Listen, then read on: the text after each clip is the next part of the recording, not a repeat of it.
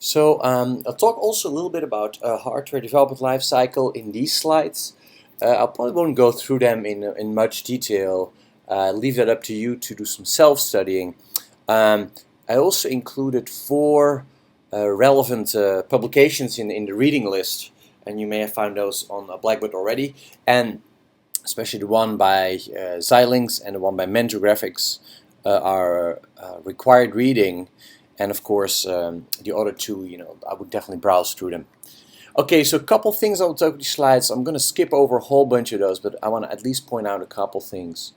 Really one thing to realize is that DO254 was really a result of an issue paper that was issued when they were actually trying to move functionality to complex electronic hardware on the 777.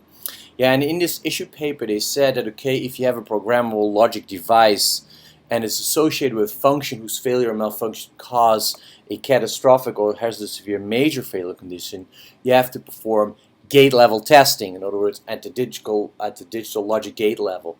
Whereas if the PLD is actually major or minor, in a major or minor category, you only have to do pin level testing. So that was really part of this issue paper. And then DO254 flew forth out of that to give you a little bit more guidance. So if you look at it, in DO254 they provided you with a set of design assurance objectives as well as activities kind of in a similar fashion as we saw with DO178C. Yeah. So by design assurance, we have talked about this already. In case of DO254, we really mean that it's all the planned and systematic actions used to substantiate at an adequate level of confidence that design errors have been identified and corrected, such that the hardware satisfies the application certification basis.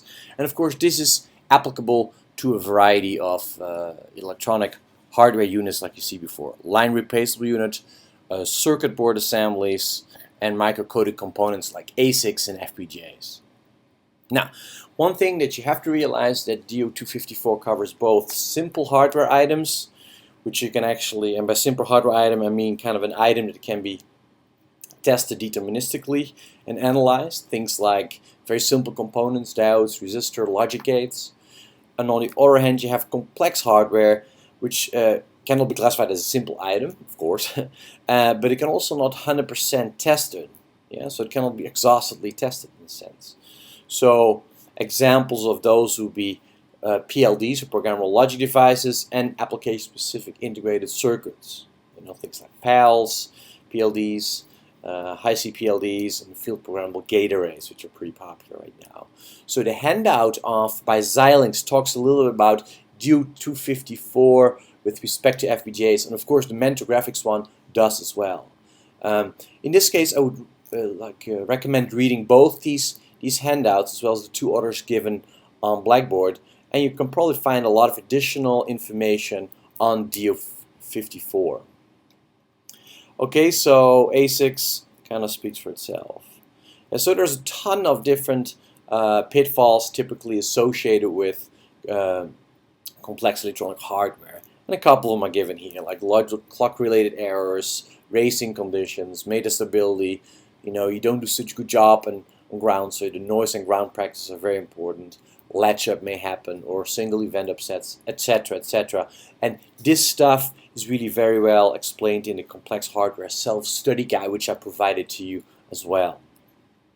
Now, if you look at the software processes that we saw earlier in DO178C, and then you put right next to it the hardware processes, you can see they kind of have a very simple structure. Again, on the left side in the software we have the planning activities. We have a similar set of planning activities for the hardware process as specified at least in DO254. Instead of a PSEC, you have a PHAC, which is of course for hardware.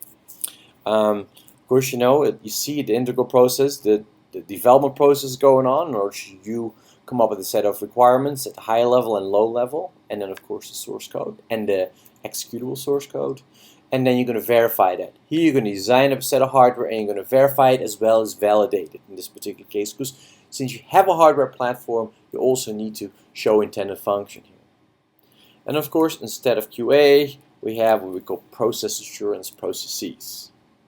In other words, a very similar activity. Now, one thing too is that you see if you look at traditional hardware verification, it's kind of it's exhaustive, and this works of course very well with very simple hardware like we specified before. And in traditional software verification, we've seen this with D178B and C, is we had an emphasis on the process. And you see with hardware, with complex electronic hardware at least, it's really hard to do it just on the process alone. And of course you know that you can do pin-to-pin testing. So there's a variety of other techniques that you have to look into. And some of the handouts will give you a little bit more insight in that. Okay, here's just an overview of the document itself.